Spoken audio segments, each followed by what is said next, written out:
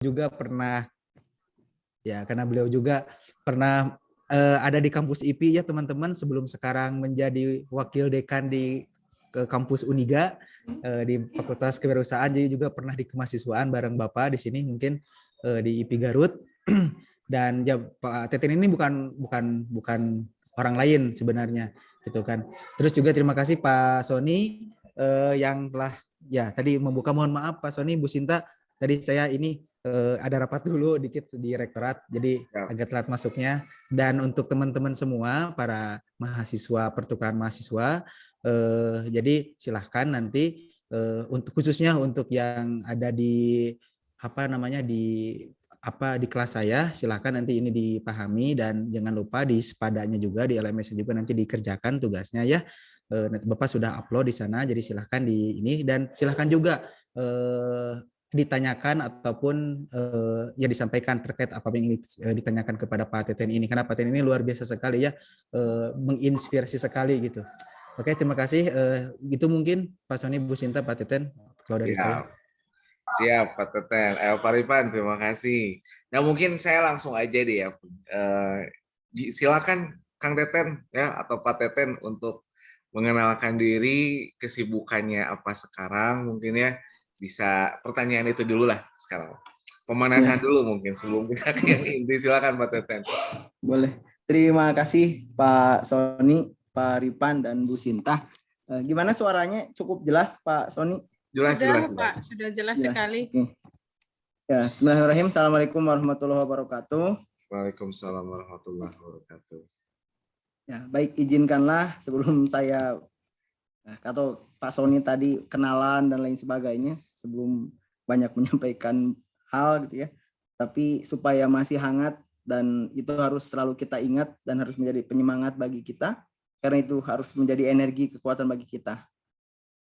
Saya ingin mengajak, mari kita awali dengan mengucapkan puji dan syukur kita pada Allah Subhanahu wa Ta'ala yang telah menakdirkan kita untuk bisa bersilaturahim. Kemudian salat dan salam kepada Nabi kita Muhammad SAW. Baik, seperti tadi yang sudah disampaikan oleh Pak Sony, ya, nama saya Teten. Kalau lengkapnya Teten Muhammad Safriel Mubarok, ya. Kalau aktivitas sekarang, ya, aktivitasnya tidak ada yang spesial sebetulnya. Saya belajar saja, ya. Jadi kenapa saya dari tahun 2009 sampai hari ini masih ada di kampus? Karena tujuannya ingin belajar, ya, ingin belajar dengan ya belajar baik sebagai mahasiswa. Kalau Pak Sony bilangnya tadi sedang belajar jadi dosen, gitu ya, sedang belajar juga jadi wakil dekan. Jadi belajar walaupun sudah ada posisinya tapi belajar, gitu ya, di kampus. Kemudian selain itu karena di kampus juga mengajarkan beberapa teori dan teori itu akan teruji ketika kita diimplementasi di lapangan. Maka saya coba untuk berkegiatan juga di luar kampus. Ya, baik itu secara institusional maupun secara pribadi, ya. Kalau secara institusional saya bikin SDA Foundation namanya. SDA itu bisa ke sana kemari. Kalau pakai bahasa Inggrisnya Pak Sony itu Sustainable Development Action gitu Pak Sony ya. Jadi aksi pembangunan berkelanjutan. Jadi kegiatannya di sana untuk membangun, tidak membangun untuk hari ini saja, tapi hari ini, esok, lusa, dan seterusnya. Ya, bisa juga pakai bahasa Indonesia, sukses dunia akhirat SDA itu. Ya, bisa juga pakai bahasa Arab. Kalau bahasa Arab itu sindal, gitu ya. Saadatud dunia wal akhiroh, gitu ya. Jadi ada sindal dan hamzah, gitu ya. Saadatud dunia wal akhiroh, bahagia dunia akhirat. Nah itu saya ada kegiatan itu juga yang fokusnya di 3 bidang, yaitu pendidikan, bisnis, dan social empowerment, pemberdayaan sosial gitu ya. Nah, itu kegiatan saya di luar. Maka tidak salah hari ini saya sebetulnya lagi kuli teman-teman semuanya. Lagi kuli ada 3 kegiatan yang harus saya handle gitu ya. Di handle ada di, kalau teman-teman sudah tahu Garut gitu ya. Mungkin kalau saya sebut juga nggak tahu nggak ya. Jadi ada yang di Cilawu gitu ya, ada yang di Simpang, ada yang di Cikajang. Saya harus ke sana. Nah, aktivitas saya itu saja. Jadi di kampus, kemudian sehari-hari ya selain di kampus, kalau saya sekarang sudah bagi 2, bagi setengah-setengah. 3 hari setengah saya di kampus, 3 hari setengah lagi saya di luar kampus. Itu saya udah izin ke pimpinan dan semuanya. Jadi kalau nyari saya sebetulnya Senin sampai Kamis siang. Dari Kamis siang sampai Minggu, nah itu saya lagi kuliah di luar ya. Ada apa saja yang saya handle? Yang pertama tadi sudah disebutkan juga, ada Elviera Dekor gitu ya. Itu dekorasi untuk pernikahan. Kemudian ada juga PT Bagja Bagja Balaria, itu bergerak di layanan umroh dan haji dan wisata baik domestik ataupun mancanegara. Kemudian kebetulan karena istri saya pasti yang menghandle-nya dan memanajerinya saya juga gitu ya. Jadi saya sukanya make up, ada make up artis Vera Gunawan gitu ya. Kemudian selain itu juga ada juga saya punya rumah tahfiz ya, kemudian rumah sukses bahagia. Jadi teman-teman kalau masih di Garut, ini online ya Pak Sony ya, nggak ada yang offline-nya, yang di luar daerahnya. Kebetulan program ini harusnya online ya, cuma online karena gitu ya. satu berbagai hal, mungkin karena COVID juga ya, jadi jadinya sistemnya online. Online gitu ya. Ya. Jadi nanti kalau mau main-main ke Garut, boleh datang ke kantor saya gitu ya, ke SDA Foundation di Jalan Proklamasi nomor 34 ya. Nah, itu saja mungkin Pak Sony pengantarnya dari saya. Ya, mudah-mudahan informasinya bermanfaat. Ya. Maka saya juga kaget Pak Sony dan Pak Ripan minta inspirasi ya apa yang mau digalinya sebetulnya gitu ya. Wah, banyak sebetulnya. Tapi kalau mau belajar bersama-sama ayo gitu ya. Kalau konteksnya adalah belajar sampai kapanpun, dimanapun, dan dengan siapapun, saya tidak akan pernah menolak gitu ya, akan selalu siap insya Allah. Gitu ya. Itu Pak Sony pengantar awalnya. Siap, terima kasih. Silakan Pak Ripan, Bu Sinta, mangga. Oke, ada kedengaran suaranya? Ada Bu Sinta. Ya, teman-teman, ini sedikit kalau Pak Teten dulu itu senior saya di kampus, jadi beliau ini memang murid yang mahasiswa yang kita benar-benar look up to gitu loh. Kita lihat sekali karena beliau ini memang sangat aktif dan juga oke gitu loh secara akademik ya. Nah, jadi Pak Teten mungkin kita sekaligus saya juga penasaran ya. Jadi mungkin pertanyaannya bisa jadi acak aja, kemana aja. Ya, boleh. Iya. Jadi saya ini kan kenalnya Pak Teten ini aktif di bidang akademik gitu ya, tapi sekarang banyak sekali hal-hal yang memang ditekunin gitu. Yang jadi pertanyaan ini adalah apa yang menjadi alasan karena kan kita tahu ya orang-orang juga mungkin bilang ya kalau misalkan bisnis ini bisa dikatakan kalau secara financial lebih lebih promising gitu kalau bisnis, tapi di sini kita masih tetap stick kepada hal yang berbau pendidikan, tidak ditinggalkan maksud saya, dan kita juga masih bisa fokus kepada bisnis. Nah, jadi apa yang membuat Bapak stay tetap di akademik dan pada saat bersamaan menjalankan juga bisnis-bisnis itu gitu. Dan bagaimana cara menghandle-nya, membagi kesibukan itu. Itu Pak. Oke, pertanyaannya ini sangat kontekstual banget dan ini yang sedang saya rasakan hari ini Pak Sony.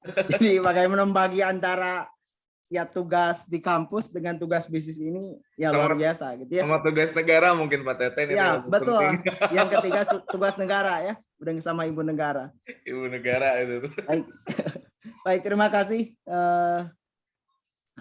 Bu Sinta ya atas pertanyaannya. Ini sangat ya dirasakan banget sama saya gitu ya, bagaimana cara membagi waktunya. Tapi izinkan saya dulu share kenapa saya terjun di dunia bisnis ya, dunia usaha.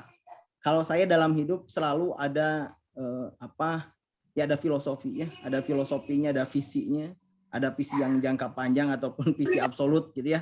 Kalau visi absolut saya ya selalu menggunakan referensi ya karena kebetulan saya muslim gitu ya, menggunakan nilai-nilai itu. Maka ada sebuah keterangan dari 10 pintu rezeki yang disediakan, 9-nya dari berniaga, dari berwirausaha.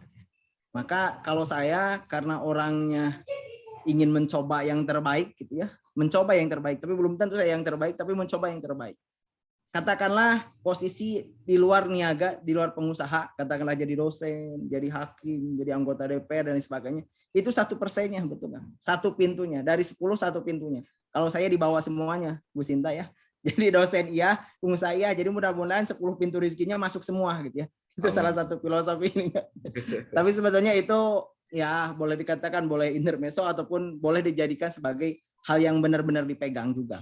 Tapi ada juga yang kedua, saya pernah bersama-sama dengan Pak Ripan, Ya kalau saya nggak salah itu tahun 2015-an kalau nggak salah.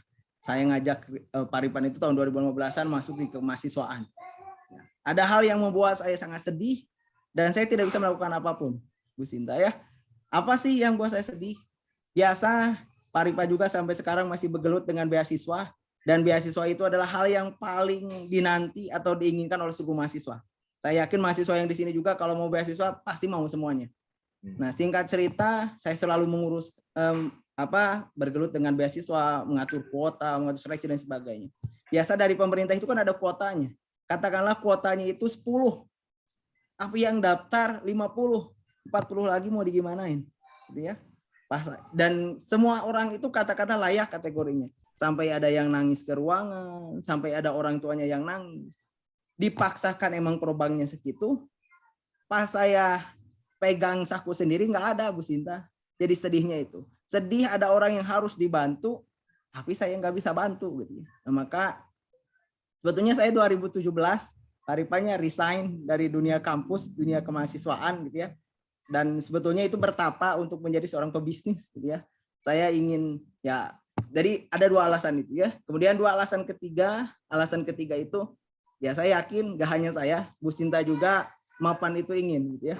Paripan juga cukup itu ingin. Paripannya contohnya cukup kalau mau mobil, cukup uangnya buat beli mobil. Kalau mau bikin rumah, cukup uangnya beli rumah. Betul. Pak Sony juga sama gitu ya.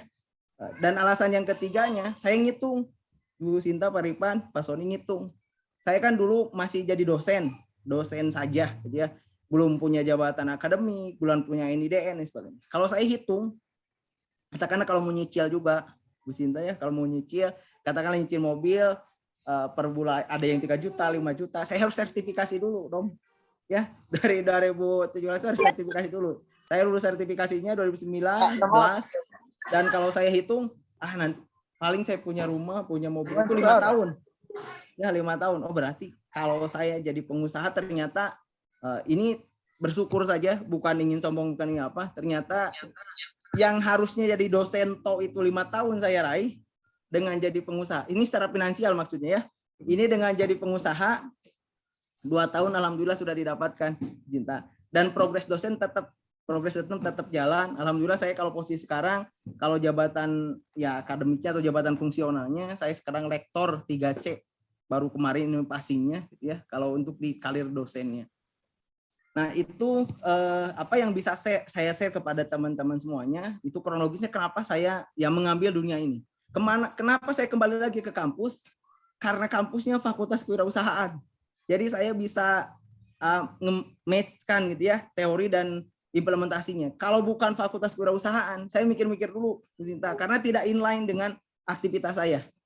Ya, misalkan kenapa saya bagi-bagi sekarang waktunya, misalkan Senin sampai Kamis saya di kampus diskusi dengan mahasiswa, Kamis sore sampai Minggu ya saya berwirausaha.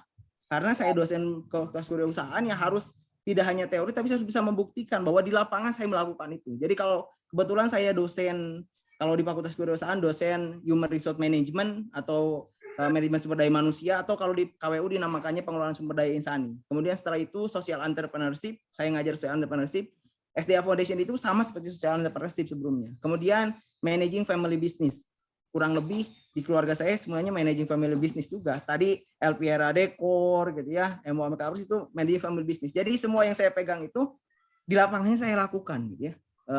Ini untuk menguatkan saja. Nah, baik.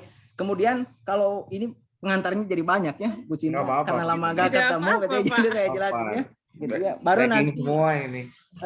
Jadi saya sebetulnya ingin ya kenapa tadi jadi dosen jadi apa, sebetulnya tujuan saya kan ingin sharing ke semuanya. Kadang ada masalah orang itu semangat tapi support sistem yang lainnya tidak kuat. Katakanlah diri saya sendiri juga sama. Saya ingin melakukan ABC tapi support sistemnya nggak kuat ya.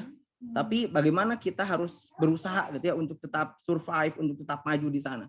Maka saya sendiri ketika dulu saya memulai ketika jadi mahasiswa ingin itu banyak tantangannya, dan saya berpikir ketika saya jadi mahasiswa kalau ada orang yang respon langsung saya bisa lari cepat.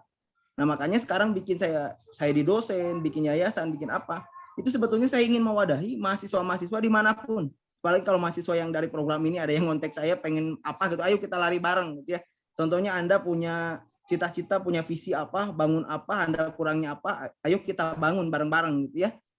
Nah ini ke depan gitu ya, saya inginnya seperti itu. Kemudian tadi bagaimana sih menyeimbangkan antara dua hal tadi gitu ya. Sebetulnya tadi motivasi kuatnya tadi ada dua hal gitu ya. Kalau yang ketiganya itu tambahan ya, kemapanan dan lain sebagainya itu tambahan saja. Yang keduanya tadi ya berupaya menggapai rezeki ya sebanyak-banyaknya untuk memberikan manfaat bagi orang lain. Kemudian ya yang keduanya adalah ya supaya nanti para mahasiswa-mahasiswa untuk siapapun yang ingin kuliah, keterbatasan ada program pemerintah dengan program pemerintah, tidak ada, minimal saya bisa ya dengan diri saya sendiri minimal bisa membantu mahasiswa atau pemuda-pemuda yang ingin bekerja keras gitu ya. Nah, kemudian pertanyaan tadi, bagaimana sih menyeimbangkan dua hal itu? Kalau dua hal itu sudah menjadi filosofi, menjadi sudah tujuan hidup kita, maka kita akan tetap survive. Kita akan punya trigger yang tidak akan membuat kita lelah. Walaupun tetap di lapangannya crash itu selalu ada, Bu Sinta ya. Tuntutan bisnis itu, bisnis apalagi lebih keras. Tuntutan di kampus juga sama. Di kampus itu katakanlah kan standar dosen itu kalau di Fakultas Wirausahaan itu 4 hari. Ya, Bu Sinta. Kemudian kalau struktural itu 6 hari harus ada gitu ya. Jadi kalau dibutuhkan harus ada. Tapi saya kan membagi waktunya 2 itu. Saya sudah ngobrol ke pimpinan, sudah apa. Ya saya memaksakan yang 6 hari itu bisa selesai selama 3 hari. 3 hari setengah gitu ya. Dari Senin sampai Kamis. Walaupun tetap kalau di lapangan kalau yang belum tahunya kan sama-sama juga struktural, yang lain 1 minggu, saya tinggal. Nah, itu bergelut juga.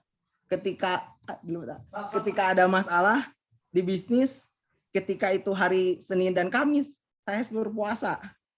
Tetap saya nggak melakukan apapun gitu ya. Sebaliknya, seperti hari ini di kampus, misalkan ada kegiatan apa, ya karena komit saya sudah ada di bisnis gitu ya.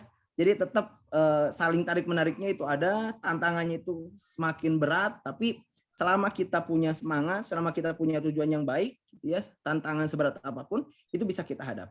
Jadi yang jelas poinnya, bagaimana sih caranya kita bisa survive di kedua bidang ini? Maka jawaban saya adalah ketika kita punya nilai-nilai luhur dan kita punya tujuan yang baik ya untuk memberikan manfaat kepada orang lain, maka kita akan tetap bisa survive. Dan ini boleh dicatat kalau ini penting gitu ya. Jadi sebetulnya tidak ada yang tidak mungkin di dunia ini selama kita berdoa dan berusaha.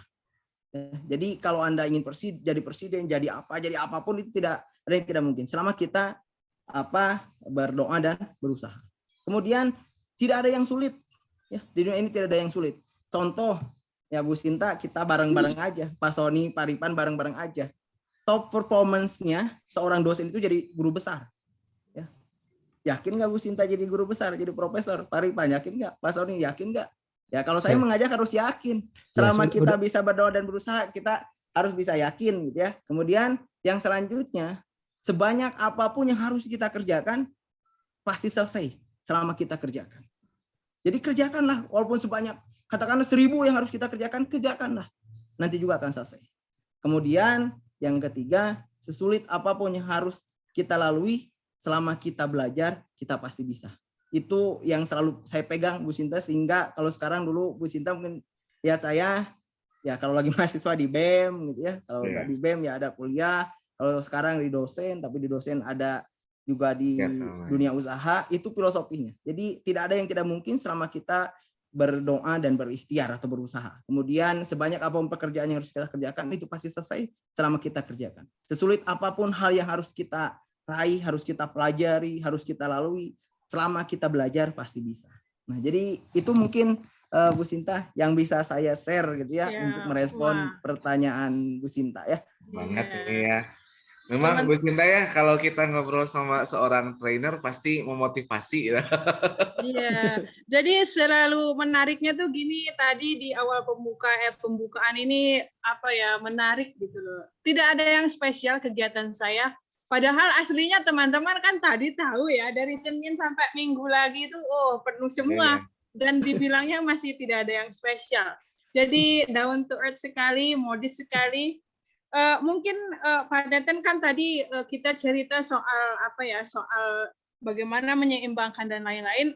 Sebenarnya kan terlihat semuanya nih manis gitu loh. mungkin kita mau mendengar juga yang pahit-pahitnya dari semua ini, kayak apa ya, proses perjalanan yang susah karena orang ini mungkin harus ada apa ya, harus ada rasa relatable gitu.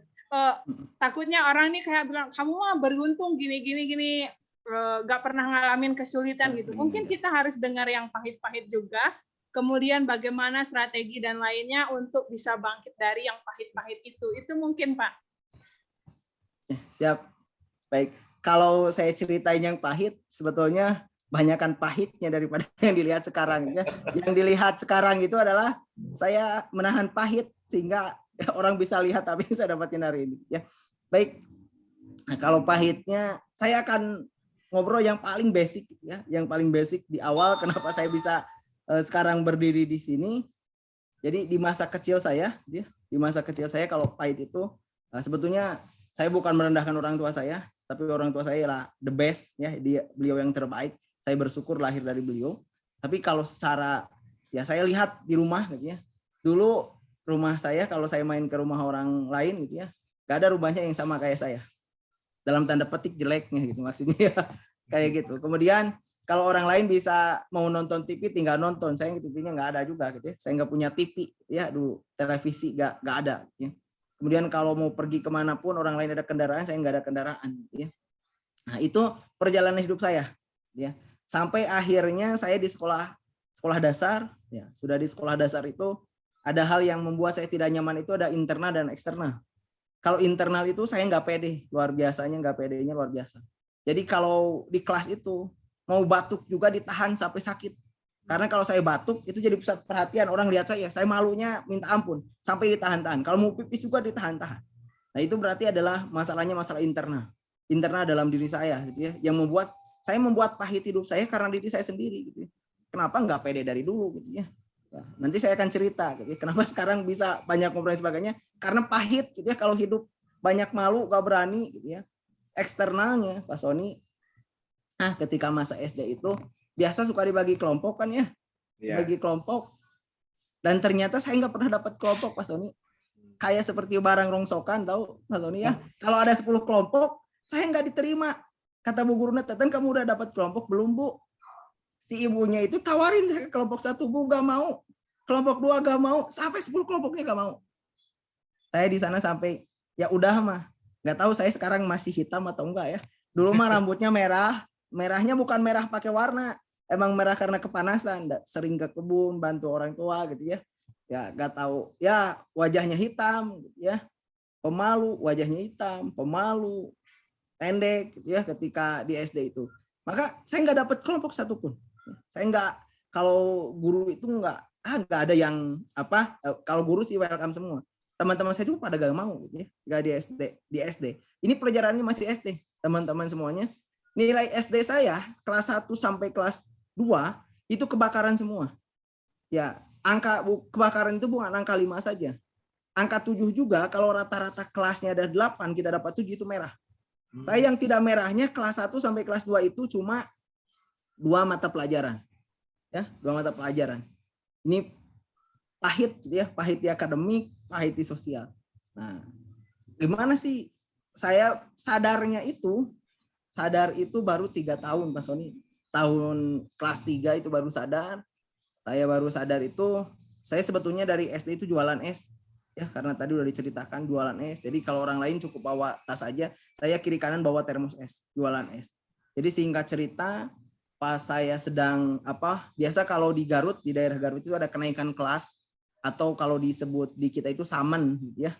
Ada yang ngerti gak samen yang di luar daerah? Samen, ya.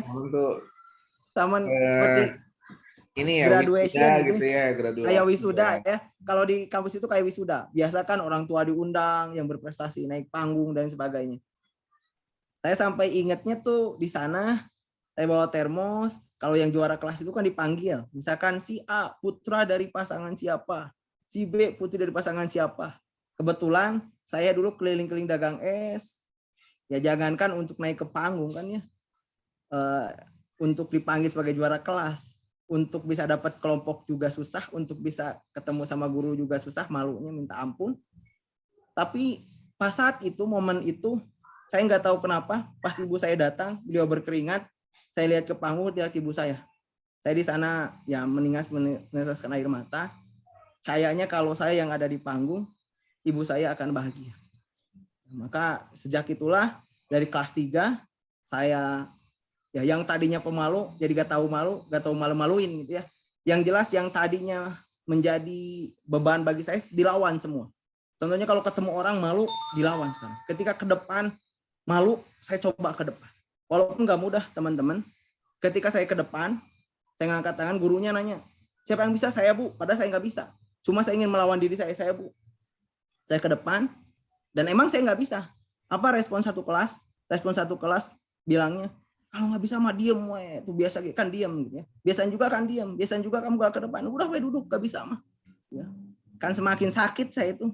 Karena mentalnya sudah kuat, saya ingin memberikan sesuatu pada ibu saya, dan saya sendiri merasakan secara internal, kalau saya terus-terusan seperti ini mau sampai kapan? Mau jadi apa? Kayak barang rongsokan juga, gitu. Orang nggak ada yang menerima saya satupun. Maka satu hal yang saya tekadkan dalam diri saya harus lebih baik dan saya harus bisa. Saya harus lebih baik, saya harus bisa. Besoknya gurunya nanya lagi, saya ngangkat tangan lagi, ya. Ceritanya malamnya, biasanya malam kalau nggak ada diteriakin sama teman-teman saya, kalau ngantuk saya pasti tidur. Tapi karena kemarinnya diteriakin sama teman-teman, nggak bisa mah diem aja, ya nggak tahu malu, semua kelas satu kelas ngomong ke saya karena saya nggak bisa. Semalam itu saya sampai nggak tidur. Pokoknya pelajaran matematika kebetulan pada saat itu saya bolak-balik terus. Satu kelas gak ada yang bisa, saya ngangkat tangan. Teman-teman tuh udah pada komplain lagi. Kamu rapotnya paling belakang, kemarin nggak bisa, kemarin juga nggak bisa. Sekarang apa ngangkat tangan lagi. Sampai gurunya bilang ke saya karena takut diteriakin lagi, ibu itu menjaga perasaan saya sebetulnya. Bukan ibu itu meremehkan saya. Sampai ibu guru tuh menanya 3 kali sama saya. Teteh yakin kamu bisa? Insya Allah ibu bisa, betul kamu bisa. Karena ibu guru itu, kalau saya nggak bisa lagi, takut saya down lagi, diteriakin lagi sama satu kelas dan sebagainya. Sampai nanya 3 kali. Benar Teten bisa? Insya Allah Bu bisa. Saya ke depan dan ternyata saya bisa, ya. Dan ternyata saya bisa ngisinya dan dari sanalah menjadi titik balik saya, ya. Sampai akhirnya yang tadinya kelas 1 itu adalah paling belakang. Ya, biasa kalau saya sesi training itu suka ditunjukkan rapot saya, tapi pas kelas 6, ya alhamdulillah saya jadi peringkat pertama. Ya. Dan orang ketika saya dipanggil juara pertama itu, Teten Muhammad Sapril, orang nggak panggil nama saya. Satu gedung itu kan di gedung biasa. Saya kebetulan lagi dagang es tuh. Kalau kenaikan kelas itu dagang es. Semua orang panggilnya apa? Tukang es. Tukang es, ranking KIJ, tukang es, ranking KIJ. Gitu. Saya sampai simpen termos esnya lari gitu ya. Dan kebetulan ibu saya baru datang lagi keringetan, dan 3 tahun yang lalu ibu saya keringetan, saya nggak bisa apa-apa, dan pas saat itu ibu saya keringetan karena jalan ya 3 km ke sekolah saya. Pas ibu saya keringetan baru datang dipanggil langsung diajak ke kampus. Ya, itu jadi ya momen yang tidak terlupakan. Kenapa saya bilangnya dari SD? Karena kalau teman-teman saya ketemu dengan Bu Sinta, ketemu dengan Pak Sony, ketemu dengan Pak Ripan itu di kampus. Di kampus itu sudah ya ibaratnya sudah dihajarnya berkali-kali. Sehingga kalau di kampus itu jadi orang baru gitu ya Pak? Iya, sudah di kampus itu kan, ya maksudnya sudah tidak tahu malu gitu ya. Sudah tidak tahu malu itu, ya dicoba semuanya. Sampai saya kalau ke kampus itu diselawatin semuanya. Mulai kalau saya masuk gerbang, ada kakak panitia, saya doain, ya Allah jadikanlah saya seperti itu. Saya masuk lagi ke ruangan, biasa kan yang paling keren pada saat itu presiden mahasiswa gitu ya. Saya tunjuk presiden mahasiswanya. Saya, ya Allah jadikanlah saya di presiden mahasiswa. Samping presiden mahasiswa, biasanya ada dosen, ada ketua prodi, saya selawati juga. Ya Allah jadikanlah seperti itu. Sampai ya yang belum tahapannya yang saya belum ketika di kampus, yang belum terlewati itu, ya jadi dekan, jadi rektor gitu ya. Kalau setaranya itu kan sekarang wakil dekan pernah gitu ya diselawatin kayak gitu. Apalagi kalau non teknis ya. Kalau non teknis, misalkan pernah teman-teman satu lagi pengalaman pahitnya. Biasa kalau lagi SMA nih, biasa saya punya teman baik tuh 4. Yang 4 itu ditanya, setelah lulus mau kemana? Yang 1 jawabnya, saya mau kerja.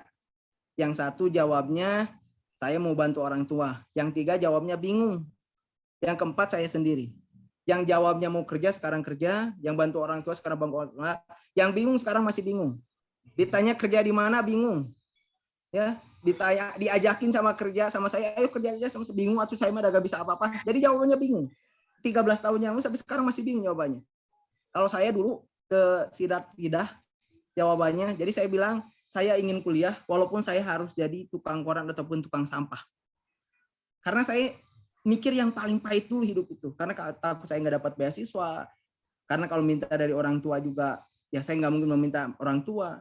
Dan ternyata teman-teman, saya daftar SMPTN kalau dulu, kalau BMU beasiswa masuk mengikuti ujian itu dapat. Pak Sony mungkin dapat juga Pak Sony ya. SMPTN dulu, ketika angkatan kita itu kalau mau tes ke perguruan tinggi negeri itu ada program beasiswa. Yang beasiswanya itu buat biaya daftar ke perguruan tinggi sampai beasiswa untuk kita seleksi dikasih uang gitu ya. Saya lolos beasiswa itu. Ngelamarnya, tapi kan baru cair beasiswanya kalau kita lulus testingnya, baru dikasih. Saya ngelamar ke UPI dan ITB ya. Kalau di UPI itu kan saya sukanya psikologi. Ya, kalau bahasa saya, kalau Pak Habibie itu bisa menciptakan alat yang bisa membawa orang terbang gitu ya. Kalau saya ingin membuat orang itu bisa terbang menggapai mimpi dan cita-citanya. Maka dulu itu saya ngambil psikologi. Apa yang terjadi teman-teman? Saya daftar ke UPI dan ITB, diterima di mana? Saya diterima di PT Imam Agung Setia, PT Nejo Barono Tobacco International Indonesia di Pulau Gadung ya, Pulau Lentut itu di Jakarta. Jadi apa? Jadi cleaning service teman-teman semuanya. Saya keterimanya jadi cleaning service, maka selama kurang lebih 1 tahun saya jadi cleaning service. Ya minum juga teman-teman, saya minum air mentah. Karena dulu kan kalau ke ruangan itu hanya 1-2 minggu sebetulnya. 2 minggu karena pas biasa ada sesi briefing. Nah, biasanya ada sesi briefing. Selama 2 minggu itu biasa saya minum air mentah. Kadang kan banyak pohon. Banyak pohon itu harus dibersihkan. Kadang pohon itu kan nggak tahu waktu kan. Baru saya selesai bersihkan, 2 menit kemudian ada lagi supervisor datang. Wah, luar biasa tuh. Udah jalan 3 km ke sana, nyampe sana harus nyapu-nyapu. Wah, keringatan luar biasa. Bawa sapunya yang Harry Potter, yang panjang, Harry Potter, bawa troli yang itu. Saya dorong bawa-bawa. Tapi karena saya percaya pada mimpi saya, karena saya pernah mengatakan sepahit apapun hidup saya, ini gak akan memberhentikan saya untuk menggapai mimpi dan cita-cita saya. Singkat cerita itu ditahan terus teman-teman. Walaupun di perusahaan itu masa depan cerah. Baru saya 1 bulan karena ada briefing. Orang itu briefing, ya tukang sapu briefing, ternyata karena saya kebiasaan di OSIS gitu ya. Briefingnya kayak motivator kayaknya. Ya, sampai barang-barang semikal itu saya tahu bagaimana membersihkan toilet, membersihkan stainless, noda di lantai, itu ada nama-namanya. Cairan-cairannya sampai saya tahu semua. Sampai pada saat itu saya diangkat untuk jadi leader dan untuk jadi supervisor. Karena cita-cita saya adalah untuk kuliah, maka saya kembali lagi ke Garut, ya ke Pak Sony, ditinggalkan sehebat apapun misalkan tawaran di Jakarta, karena saya datang ke sana itu saya double sudah plan A plan B. Kalau plan A lulus beasiswa, saya akan kuliah beasiswa. Kalau beasiswa mentok lagi, minimal beasiswa sendiri. Ya, hasil 1 tahun saya kerja, saya akan bayar gitu ya, untuk supaya tetap kuliah saya tetap jalan. Nah, itu teman-teman mungkin nggak tahu menurut teman-teman pahit atau enggak gitu ya. Tapi yang jelas itu salah satu momen yang menurut saya, itu salah satu tantangannya di dalam diri saya. Tadi mulai dari kita pemalu, kalau mau kan kita biasanya kalau disuruh ke depan nggak mau, ketemu dengan orang malu gitu ya, mengungkapkan pendapat malu gitu. Itu adalah menurut saya itu hal yang pahit buat diri saya, membuat rugi diri saya. Maka ketika kita bisa keluar dari sana, maka di sana kita bisa eksplor kemampuan kita. Kemudian ya tidak mudah mendapatkan segala sesuatu itu, tapi selama kita berjuang dan berusaha itu akan menjadi indah. Sepahit apapun tantangannya, seberat apapun godaannya, ya seterjal apapun jalan yang harus kita lalui, ketika kita berhasil menahannya dan kita melakukan yang terbaik, itu akan indah. Ya, nggak tahu teman-teman ya, tinggal cek saja aktivitas saya. Jadi kalau teman-teman ini, menurut teman-teman indah atau enggak ya? Kalau saya sih jarang update-nya, jarang update IG personal sekarang ya. Tapi cek aja gitu ya di kegiatan-kegiatan saya yang lain. Kalau menurut teman-teman indah atau enggak gitu ya. Kalau main-main ke Garut ya datang saja ke kantor saya. Di sana saya bikinnya tagline-nya rumah sukses dan bahagia. Jadi kalau teman-teman datang, sampingnya kantor umroh, sampingnya galeri, sampingnya lagi gudang properti saya, atasnya ruang pertemuan, belakangnya masjid. Karena saya merasa bolak-balik rumah kantor itu capek. Belakangnya sekarang saya lagi bikin rumah ya. Rumah kata istri saya mah dream house gitu ya. Tapi belum beres-beres, udah 6 bulan Pak Sony, belum beres-beres. Jadi karena saya dengan istri saya tipenya orang yang nggak suka jalan-jalan kayak gimana, maka targetan saya bikin rumahnya supaya pas di rumah itu kayak jalan-jalan gitu ya. Jadi kalau sudah selesai nanti saya undang deh Bu Sinta, Pak Rifa, Pak Sony. Kalau teman-teman juga kalau mau datang juga boleh kan saya undang juga gitu ya. Oh tuh teman-teman kalau Mungkin mau seperti ke itu ya. Garut katanya tuh udah ada tempat lokasi ya, jadi bisa luring. Nah, itu mungkin Bu Iya. Sinta ya yang bisa Iya. saya sharingin. Terima kasih. Ini Bapak, mohon maaf itu tadi pertanyaannya takut apa ya? Waking up old memories gitu. Kalau painful saya mohon maaf sekali, Ya. tapi Nggak ini apa-apa Bu juga Sinta. Nggak apa-apa Bu Sinta, malah itu kalau saya diundang untuk jadi trainer, untuk jadi materi, itu yang saya sampaikan. oh, Karena sebetulnya kalau anak-anak muda itu untuk mudah itu tidak semua orang pasti siap. Jadi seperti kita ingin mobil, itu kan indah, dapat mobil indah.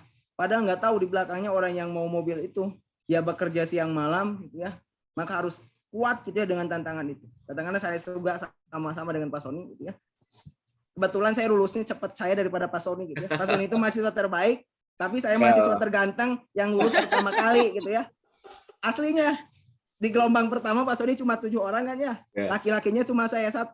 Itu 2 minggu saya ngerjain skripsinya. Maksudnya nggak tidur, nggak apa. Pertanyaannya bukan masalah saya pintar, bukan. Karena saya sudah janji mau menikahi seseorang. Kalau pulang belum saya sarjana, maka saya nggak jadi nikah. Ya. Maka saya ini tanggal janjinya 20, berat ini. Betul. Tanggal 26 saya sidang, langsung jemput ke airport gitu ya, pulang haji. Terus saya tanggal 3 Novembernya saya menikah gitu ya. Nah, sama sebetulnya orang kan hebat bisa skripsi 2 minggu. Padahal selama 2 minggu teperem dengar ya. Salah ya, kirain orang Garut semua. Padahal selama 2 minggu itu nggak tidur, nggak nyenyak tidur, nggak apa. Sampai bimbingan itu makan obat juga kan 3 kali sehari, betul. Saya bimbingan sampai 4 kali sehari. Ya, dulu dengan Pak Haji Yoyo, almarhum Pak Haji Yoyo, kemudian Pak Taufik. Saya pagi-pagi datang jam 7:30, datang direvisi jam 10 datang lagi. Ya, direvisi lagi harus duhur saya datang lagi, duhur revisi lagi, asar saya datang lagi, sampai 4 kali saya bimbingan. Pokoknya sampai selesai gitu ya, sampai sepanjang sejarah nggak ada di IP itu kalau di bawah 10 dilaksanakan sidang. Tapi dulu cuma 7 orang itu sidang.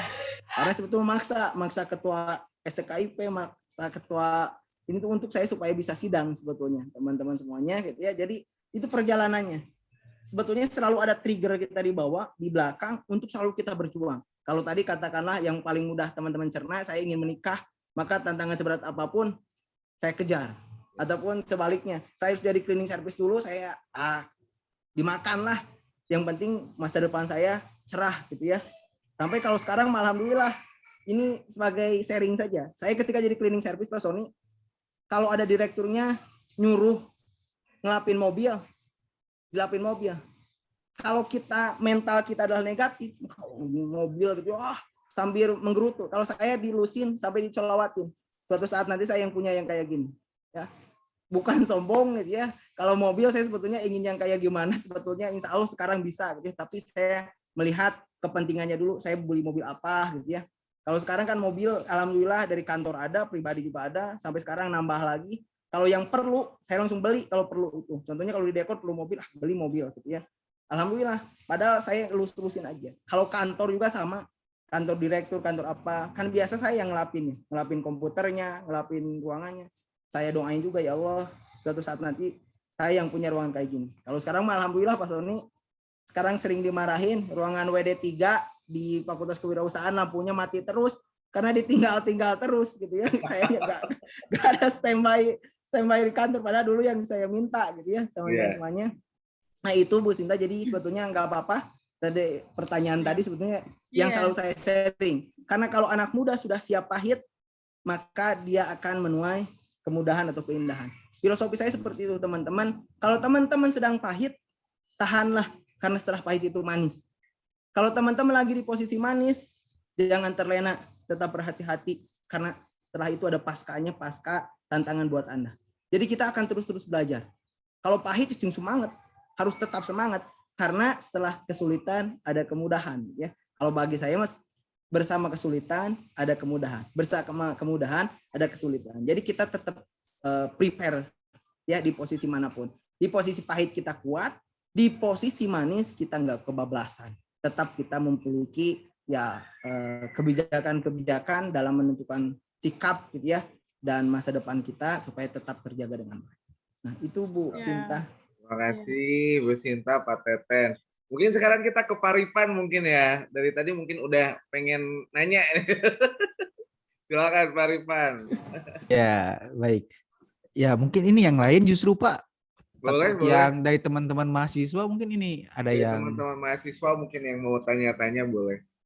Jadi memang betul ya, saya sama Pak Teten tuh di kelas yang sama ya teman-teman. Selama 4 tahun, kita tuh ada satu kelas yang sama dan kebetulan Pak Teten tuh ketua kelas kita ya, ketua kelas saya waktu di kampus dan sangat dekat sekali dengan saya. Jadi saya banyak belajar ya dari Pak Teten, dari bagaimana memaknai hidup. Itu keren banget perjalanan hidupnya dari sekarang.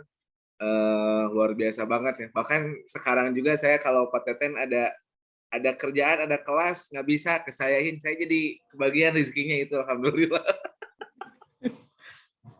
Itu ya Pak Teten. Karena dosen selalu dosen mangkir gitu ya, supaya gak mangkir ke Pak Sony.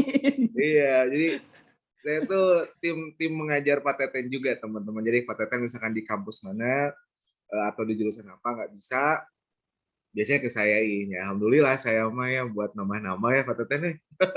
Pak Sony mau menikah di bulan depan ya Pak Sony ya? Iya, kebetulan dekorasi udah ada, make up udah ada dari Pak Teten. Alhamdulillah saya mah nggak perlu mikir banyak. Tinggal booking tanggalnya aja, nanti disiapin. Oh kan. Ya, alhamdulillah Pak Teten, terima kasih.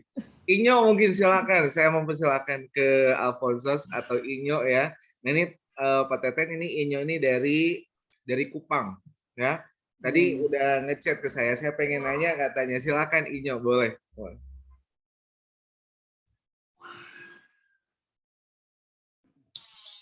Baik, selamat sore semua, selamat sore Pak, selamat sore Bu.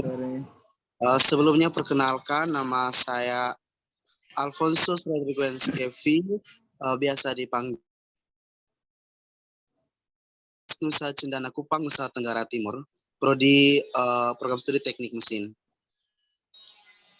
Saya ingin bertanya kepada Pak Teten, dari cerita Pak Teten pengalaman dari SD, yang menurut saya termaksud sangat terpuruk ketika pada saat itu. Yang ingin saya tanya adalah pemikiran pertama apa yang timbul ketika Pak Teten masuk pada SMP, SMA, pemikiran yang muncul ketika saya tidak boleh seperti dulu lagi, saya tidak akan seperti waktu SD lagi. Apa yang memicu Pak Teten sehingga tidak bisa begitu lagi? Terima kasih Pak. Wah, terima kasih. Langsung aja Pak Teten jawab dulu. Ya, terima kasih. Alfonsus Inyo, dipanggilnya Inyo Pak Teten. Siapa? Inyo.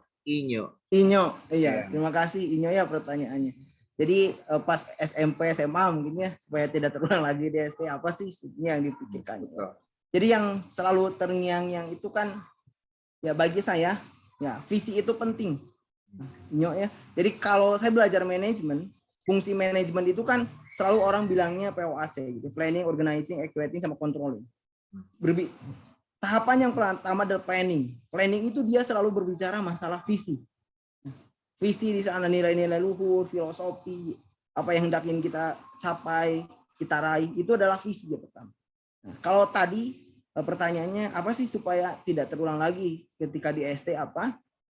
Nah, maka saya ingin selalu punya visi dalam hidup saya, ya, bahwa saya harus menjadi yang terbaik atau melakukan yang terbaik.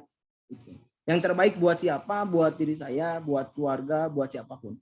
Karena jujur, saya termasuk orang yang ya tidak punya apa-apa, tapi ingin punya visi ke depan. Saya ingin meraih sesuatu, gitu ya, dapat sesuatu. Yang pertama, jadi jawabannya adalah selalu memiliki visi yang maju ke depan. Gitu. Kemudian visi tinggallah visi. Kalau kita tidak terasah, tidak terjiwai, maka itu akan menjadi hampa. Kenapa sih visi itu menjadi hidup? Ya, nah, maka ceritanya kembali lagi ke SD. Ya, seperti barang sampah yang tidak diingatkan itu adalah sakitnya minta ampun. Maka pilihan saya dalam hidup ya lebih baik sakit memilih sakit lagi tidak diperhitungkan sama orang, atau saya berjuang keras berdarah-darah untuk menjadi lebih baik. Maka itulah penguat saya. Pertama, dia punya visi. Yang kedua, karena itu terasa gitu ya. Jadi orang yang tidak diharapkan, jadi orang yang disepelekan gitu ya. Jadi orang yang tidak dianggap, itu menyakitkan. Maka itu jadi trigger bagi saya. Maka kalau lagi ngantuk juga kan kayak gitu. Tidur atau besok dibully. Maka kata saya, jangan tidur, selesaikan dulu kerja, kayak gitu ya. Ngangkat tangan itu berat ketika di kelas itu. Membiarkan tangan saya di bawah atau memaksa tangan ke atas untuk menjawab pertanyaan guru. Berat menjawab pertanyaan guru itu kan, kalau kita nggak bisa. Tapi saya ingat lagi, tapi lebih berat lagi kalau saya dibully lagi, nggak ada orang yang menerima saya dimanapun. Nah, maka itulah yang jadi penguat. Jadi itu Inyo ya, dari saya gitu ya. Jadi kenapa? Jadi kalau bertemu di SMP, SMA itu udah agak beda, nggak seperti terpuruk di SD, karena pertama saya ingin punya visi, ya apa sih visi hidup saya? Ya kalau secara sederhananya semua orang sama, ya ingin membahagiakan kedua orang tua dan ingin menjadi orang yang bermanfaat, itu visi. Kemudian yang menambah trigger lagi yaitu yang tadi, ya pernah punya pengalaman yang ya membuat saya sampai ingat sampai sekarang, ya sampai ingat sampai sekarang. Jadi orang yang tidak diharapkan itu berat gitu ya. Jadi orang yang tidak diinginkan itu, bayangkan aja kayak sampah gitu untuk Anda. Tawarin ke sini gak mau, tawarin ke sini gak mau, tawarin ke sini gak mau, tawarin ke sini gak mau. Ya demikian. Sampai kalau SMP SMA itu kebalik teman-teman semuanya, kebalik gitu ya. Bukan saya sombong ya, dulu itu berebut gitu ya. Kelompoknya ini sama saya, kelompoknya saya. Yang dulu SD itu pada gak mau, kalau sekarang mah pada mau ketika SMP sama SMA. Nah itu mungkin respon saya ini ya. Kalau kurang, ya mudah-mudahan nanti kita bisa lanjut lagi. Siap. Terima kasih Pak Teten. Inyo pertanyaannya. Halo Teteh. Udah lama nggak ketemu ya. Ya. Nah, Anak yang pertama ini yang pertama ya. Silakan mungkin teman-teman yang lain boleh jika ada yang ingin ditanyakan, berbagi pengalaman ya, bisa sama Pak Teten langsung.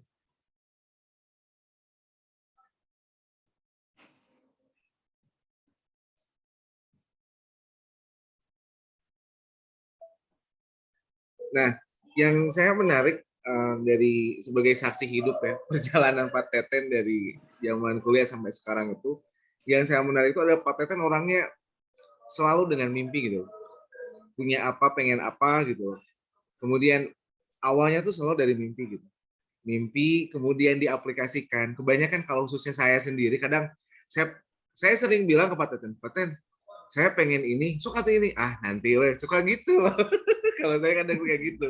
Tapi kalau Pak Teten ini selalu dengan aktualisasinya itu yang saya salut. Sama satu lagi sebenarnya yang saya sangat salut dari Pak Teten itu adalah mengenai konsistensinya. Itu loh, konsistensi itu merupakan salah satu permasalahan ya, bukan cuma buat kita, tapi buat yang lain juga. Tapi salah satu hal yang saya salut itu adalah konsistensi Pak Teten ini.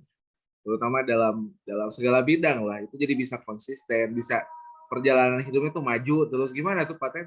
Bisa kasih tips mungkin ke saya atau ke teman-teman yang lain gimana? Iya. Ya, jadi teman-teman ini yang sering saya ini juga kan, pasti teman-teman sangat familiar dengan kata menunggu. Ya. Menunggu ya, sering menunggu. Bagi teman-teman menunggu itu apa hal yang membosankan? Betul, Pak. Banyak diupdate di status dimanapun. Menunggu itu hal yang paling membosankan. Tapi kadang kita hal yang bosan tapi kita lakukan. Konyol nggak? Ini maaf ya kalau agak ekstrim gitu ya. Yeah. Hal yang membosankan tapi kita lakukan. Sebetulnya kita sendiri sebetulnya sudah mengkhianati diri kita sendiri ketika seperti itu. Maka saya sering menyampaikan kata-kata ini, dia sering diulang-ulang. Kalau teman-teman, kalau Pak Sony juga dan Pak Ripan masih ingat gitu ya, pasti di setiap orasi saya, sambutan saya jadi ketua BEM pasti disampaikan ya. Jangan menunggu sesuatu ya. Kenapa? Kata saya jangan menunggu sesuatu karena menunggu itu hal yang paling membosankan, betul ya? Jangan menunggu sesuatu, tapi apa? Lakukan dan buat sesuatu yang terbaik buat masa depan Anda. kayak gitu. Jadi contohnya kayak gimana Pak? Kalau ini kan karena mahasiswa, kalau ada dosen killer gitu ya, nggak menarik, ngantuk, jangan nunggu dosennya nggak killer, jangan menunggu dosennya jadi kreatif gitu ya, nggak, tapi buat oleh kita sendiri. Bagaimana dengan dosen yang demikian, kita masih tetap menikmati kelas, kita masih tetap bisa dapat sesuatu yang bermanfaat kayak gitu. Nah itu yang harus dilakukan. Jadi jangan menunggu sesuatu, tapi lakukan dan buat sesuatu yang terbaik buat masa depan Anda. Contoh, misalkan saya nggak punya laptop, jangan dulu ngerjain tugas pas ada laptop. Kalau laptopnya nggak ada, saya nggak ngerjain tugas, kan kayak gitu. Maka kerjakanlah apa yang bisa dikerjakan pada saat itu. Entah nulis dulu, entah pinjam ke teman atau apa gitu ya. Karena yang terbaik itu adalah kalau kita menunggu punya laptop, minta ke orang tua, nggak ada, kemana-mana, nggak kerjain tugas kita. Nah kayak gitu. Kemudian banyak hal dalam hidup saya sebetulnya saya jemput gitu ya, dengan ditunggu, tapi lakukan sesuatu. Jadi tipnya mungkin itu Pak Sony, mungkin ya saya seperti itu. Contoh misalkan saya ingin jadi presiden dulu itu ya. Jadi presiden itu kan lama, tidak menunggu dulu saya hebat jadi. Contohnya presiden itu harus bisa membagi waktu, harus bisa menahan emosi, punya program, punya visi, punya apa. Maka kenapa saya milih Pak Rifan ya jadi ketua BEM, rapat di mana-mana. Sebetulnya saya sedang mempersiapkan diri saya ketika nanti jadi presiden beneran, saya sudah terlatih gitu ya, bisa misalkan rapat dengan siapapun. Kalau ditanya visi sama orang saya bisa jawab. Nah itu maksudnya salah satu implementasi, jangan menunggu sesuatu, tapi lakukan dan buat sesuatu yang terbaik buat masa depan Anda. Jadi dijemput oleh kita, pantaskan dulu diri kita. Contohnya, Anda kan akan senang kalau sudah punya rumah, sudah punya apa, dan lain sebagainya. Kita harus bisa dari sekarang bagaimana mempersiapkan punya rumah gitu ya. Bagaimana mempersiapkan punya jabatan, bagaimana mempersiapkan banyak semua hal. Itu jangan menunggu dulu ada baru kita rubah sikap. Sebaliknya, rubah sikap dulu, yang tidak ada bakal jadi ada. Jadi itu mungkin salah satunya Pak Sony. Ini kalau saya tidak seperti itu, tolong di reminder. Berarti ada yang tidak sinkron antara teori dan implementasi saya. Nah, tapi teorinya seperti itu, harus jangan menunggu sesuatu, tapi lakukan dan buat sesuatu itu yang terbaik, buat sesuatu yang terbaik buat masa depan kita, gitu ya, atau masa depan diri kita. Luar biasa Pak Teten, terima kasih sekali atas motivasinya ya, kata-katanya. Kita sambil nunggu yang lain, silakan langsung aja tanya. Oke, iya Sulfi siap, nggak apa-apa. Silakan teman-teman. Nah, kebetulan Pak Teten kalau di kelompok saya itu kebanyakan aktivis, kebanyakan aktivis kampus juga, iya, ya. Jadi kadang-kadang misalkan ada yang bentrok atau apa itu karena alhamdulillah kebanyakan aktivis semua. Jadi saya kira bakal relate banget nih sama teman-teman yang mau nanya-nanya tentang kegiatan kampus. Ya, boleh tanya aja langsung nih ke Pak Teten, silakan, saya tunggu. Sebentar guys. Ya, silakan. Oh, Eko, silakan. Eko. Nah, Eko ini dari silakan Eko, boleh langsung aja Eko tanya ini. Baik, terima kasih Pak atas Universitas Oleo. Apa lupa lagi saya ke Eko. Sebelumnya perkenalkan saya Eko Budiono dari Universitas Halu Oleo. Nah, di sini yang saya tanyakan tentang bisnis yang digarap oleh TT tadi ya. Nah, itu yang saya tanyakan, apa motivasi pertama Bapak sehingga mengambil bisnis tersebut. Nah, yang kedua, bagaimana eksistensi bisnis tersebut di masa sekarang seperti itu. Nah, apabila ada penurunan maupun penaikan, itu bagaimana cara mengatasinya, Pak? Mungkin seperti itu. Sekian dan terima kasih, Pak. Wah, terima kasih Eko. Silakan Pak Teten, kenapa milih bisnis itu dan gimana sekarang? Nah, Ya,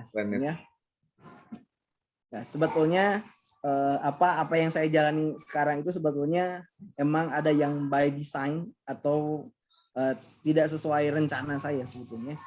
Tapi kalau dalam bisnis sebetulnya ya semua hal sebetulnya bisa jadi bisnis, Pak Sony ya. Semua hal bisa jadi bisnis gitu ya.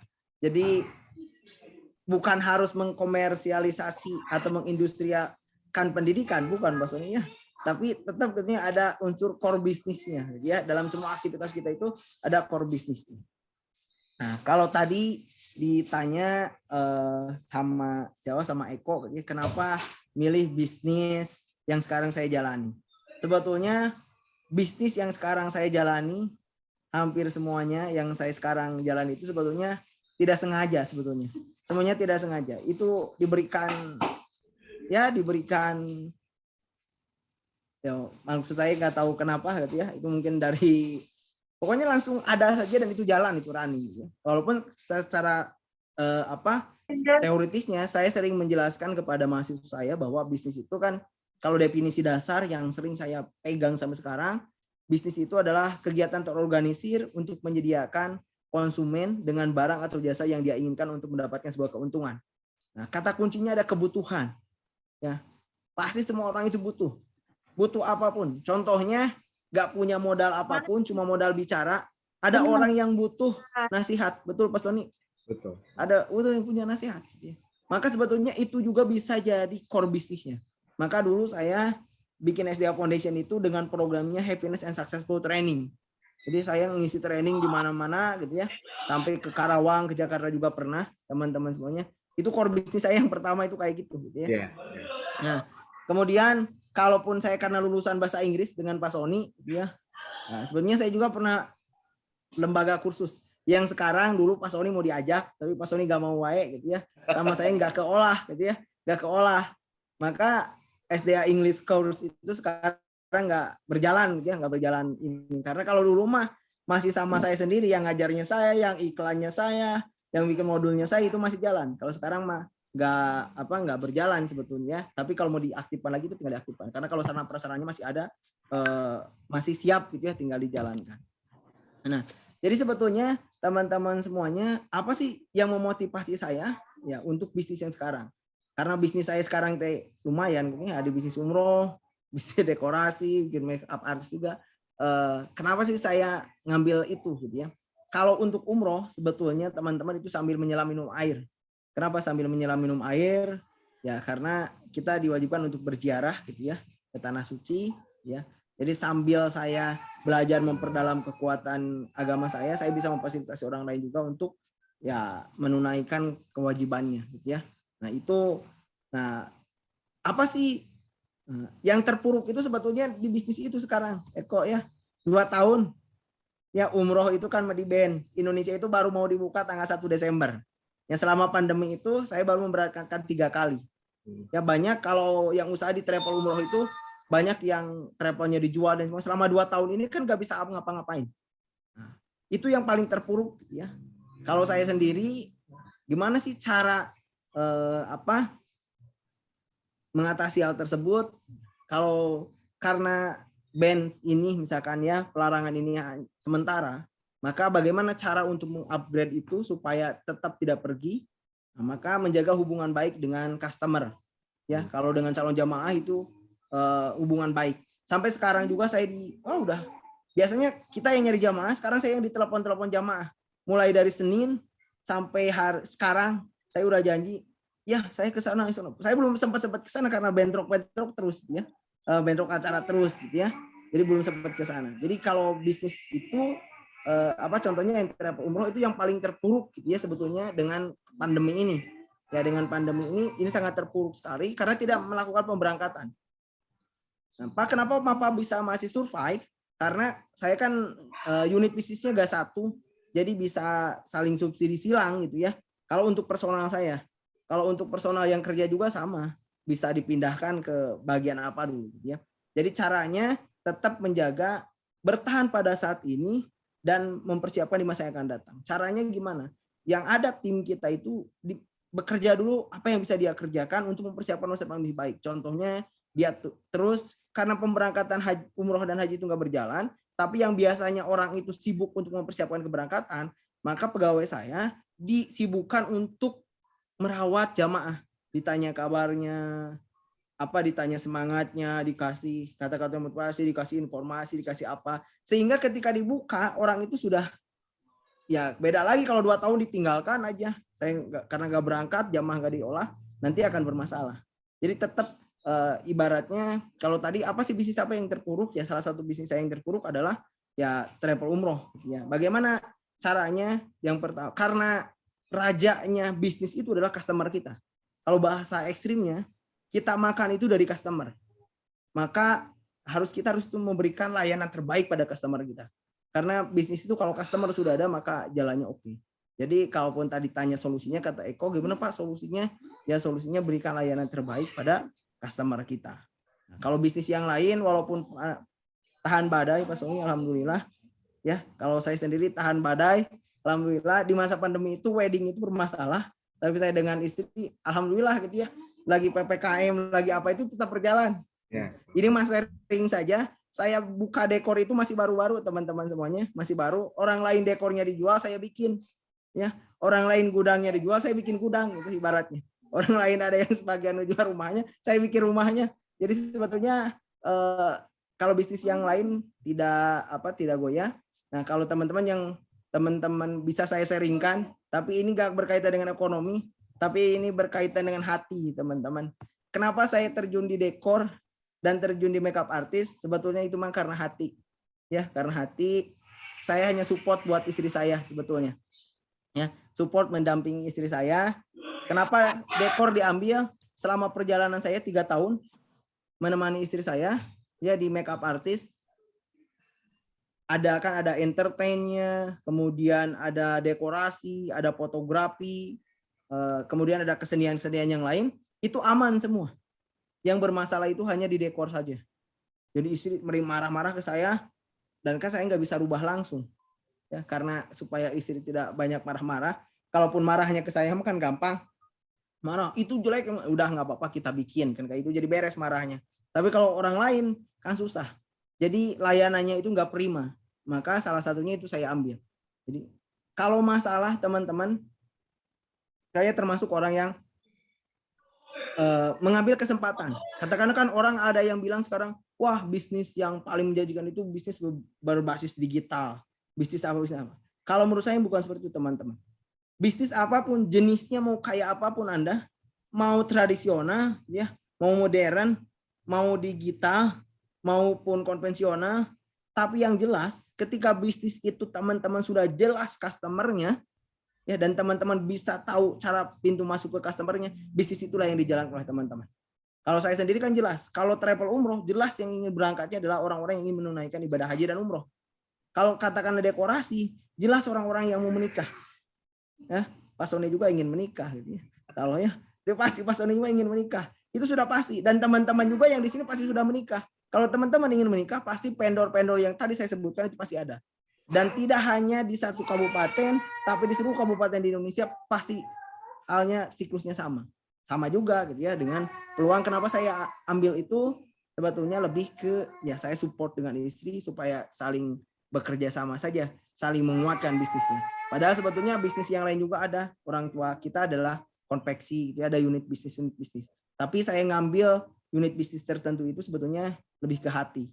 Kalau dekorasi dengan wedding itu lebih ke menjaga kebersamaan saya dengan istri, ya. Kalau di travel umroh, ya itu ya menenangkan hati juga, ya, dan ya kita memfasilitasi orang lain untuk beribadah. Jadi seperti itu, Eko ya, respon dari saya gitu ya. Kalau ditanya bisnis karena bisnisnya banyak, gitu ya. Jadi agak spesifik saya jawabnya gitu ya. Jadi itu secara umumnya demikian. Ya. Terima kasih Pak Teten, terima kasih juga Eko untuk yang telah bertanya. Silakan teman-teman yang lain mungkin boleh ya sambil bertanya. Ini Pak Teten waktu tersedia sampai jam berapa? Pak Sony 5 menit lagi lah Pak Sony. Oh 5 menit lagi mungkin ya. Sebetulnya saya tadi tuh ingin ya setengah jam, tapi kalau saya sudah ngobrol tuh saya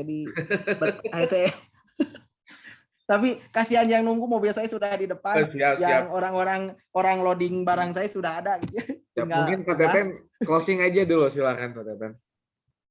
Boleh closing saja Pak Sony. Closing sama foto bareng mungkin ya, karena waktu Pak Teten hanya ada 5 menit lagi ya. Silakan Pak Teten. Ya. Untuk motivasi sama dari perjalanan hidup Pak Teten mungkin. Jadi teman-teman moto hidup Pak. Ya, moto hidup ya. Iya. Ya, baik teman-teman. Ya, closing statement dari saya. Sebelumnya saya juga masih belajar, teman-teman. Kalaupun ada hal positif, ya mari kita belajar sama-sama. Kalau ada hal yang bisa saya sharingkan, mari kita sharing bareng-bareng. Dan sebaliknya, saya seorang manusia, tidak terlepas dari kekurangan dan kelemahan teman-teman semuanya. Jadi tolong ingatkan saya. Selama tadi kurang lebih 1 jam, saya menyampaikan banyak hal. Ada yang tidak pas, tidak klop. Bagi teman-teman, jangan sungkan, jangan takut untuk mengingatkan saya, ya, untuk memberikan reminder supaya kita bisa ya bersama-sama menjadi lebih baik. Nah, kalau closing statement saya terakhir ini Pak Sony, gitu ya. Jadi saya selalu menyampaikan, ya, tidak ada mimpi yang ketinggian. Jadi kalau teman-teman di posisi apapun hari ini, contohnya Anda mahasiswa ingin jadi profesor, itu nggak ketinggian teman-teman. Ataupun teman-teman yang sekarang jadi ketua BEM, mau BEM universitas, mau BEM fakultas, teman-teman mau jadi presiden RI, itu nggak ketinggian teman-teman.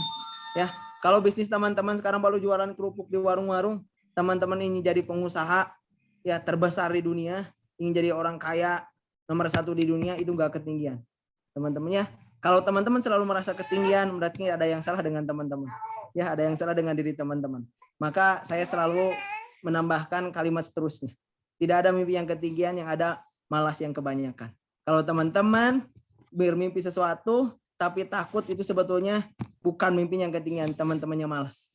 Karena teman-teman yakin kalau teman-teman punya mimpi yang tinggi, teman-teman harus memiliki semangat yang tinggi. Teman-teman harus bekerja ekstra, betul? Teman-teman harus banyak mengeluarkan energi. Permasalahannya kita nggak mau ya mengeluarkan energi kita untuk mencapai mimpi kita. Contoh, saya yakin Pak Sony itu mahasiswa terbaik. Nah, dia kan orang lain tidur, dia bangun, kan kayak gitu. Kadang kita nggak mau kayak gitu kan? Ya, kita kan nggak mau kayak gitu kan? Kita aja inginnya, kalau kita mah kan tidur inginnya, gitu ya. Ya, inginnya tidur, tapi ya sini. Biasa kalau di rumah mah ada ini. Ya, ada satu lagi nih. Ini yang kedua ya. Ada ini nih, ada satu lagi. Jadi itu teman-teman semuanya. Jadi saya selalu closing ini untuk memotivasi diri saya, ya, untuk memotivasi siapapun. Mudah-mudahan Pak Sony, Bu Sinta, Pak Ripan jadi saksi dan teman-teman jadi saksi juga. Mimpi saya yang dekat sekarang, saya insya Allah di usia 40 tahun, Pak Sony tidak mau seperti sekarang. Kalau sekarang itu hampir full tidak tidur gitu ya. Kalau sekarang lagi dropping wedding, ngurusin dekor. Besok Senin harus sudah, Minggu besok weddingnya ada beberapa lokasi. Seninnya harus ke Bandung ngisi materi, harus apa. Ya capek lah kalau hidup seperti itu. Usia 40 tahun, doakan saya ada di rumah gitu ya. Penghasilan terus mengalir. Ya salah satunya doakan Pak Sony nanti punya gedung terbaik segaruten. Amin. Terbaik segaruten gitu ya, itu mimpi saya. Kenapa saya menyampaikan itu teman-teman? Karena untuk mensinkronkan pernyataan saya bahwa tidak ada mimpi yang ketinggian, teman-teman, yang ada adalah malas yang kebanyakan. Ya, kalau teman-teman tidak mau bermimpi tinggi, tandanya teman-teman malas untuk berjuang, malas untuk menjadi lebih baik, malas untuk upgrade diri, malas untuk belajar, malas untuk berinvestasi. Maka teman-teman sekali lagi, mari kita bangun mimpi kita, ya, karena sekali lagi tidak ada yang susah selama kita belajar. Sepanjang apapun jalan, seberat apapun tantangan yang harus kita lalui, selama kita belajar pasti bisa, selama kita kerjakan pasti selesai.